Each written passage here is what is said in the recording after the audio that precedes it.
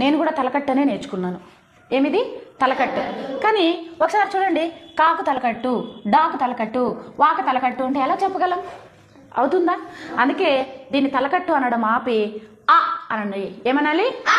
ఆ అన్నప్పుడు చూడండి, క డ వా ఏమైంది అది? నెక్స్ట్ ఇక్కడ ఉన్నటువంటి ఈ గుర్తును ఆ మనం ఏమన్నాము? దీర్ఘం అని నేర్చుకున్నాం. దీర్ఘం అనేది ఆపి ఆ అని పలుకుదాం. ఏమి ఈ గుర్తు పేరు? అప్పుడు చూడండి, గాకు దీర్ఘం ఉన్నప్పుడు గారా. నెక్స్ట్ ఈ గుర్తు పేరు ఈ. ఏమి గుర్తు పేరు? ఈ అని చెప్దాం. ఈ చెప్పినప్పుడు చూడండి, చా అని హల్కు ఈ ఉంది కాబట్టి చి లా కా చిలక. నెక్స్ట్ ఈ గుర్తు పేరేమో ఈ అని చెప్పాలి. ఏమని చెప్పాలి? ఈ అని చెప్పాలి. చూడండి, పీకా పీకా అంటాం కానీ ప గుడిదీర్ఘం అని చెప్పం. పీకా. కాబట్టి ఈ గుర్తు పేరు ఏం చెప్దాం? ఈ అని చెప్దాం. ఈ అని చెప్పాలి. ఏమి గుర్తు పేరు?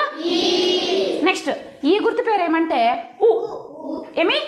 మనం నేర్చుకున్నది కొమ్ము. కొమ్ము కాకుండా ఊ అని చెప్పడం నేర్చుకుందాం. ఇప్పుడు చూడండి, పులి. పాకి ఏం గుర్తుంది? చూడండి, పా అనే అధ్యక్షానికి ఏం గుర్తుంది? ఊ కాబట్టి పులి. నెక్స్ట్ ఈ గుర్తు పేరేమో ఊ. ఏమి? ఊ కూర. నెక్స్ట్ ఈ గుర్తు పేరు రు. ఏమి? రు కృప. ఏమైంది?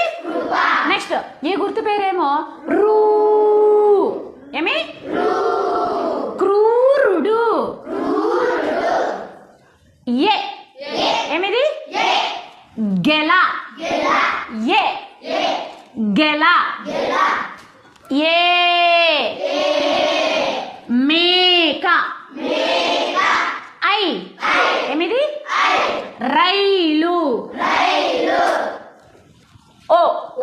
ఏమి? గొడుగు. ఓ కోతి. ఔ ఔ గౌను. కంప. అహ అంతఃపురం.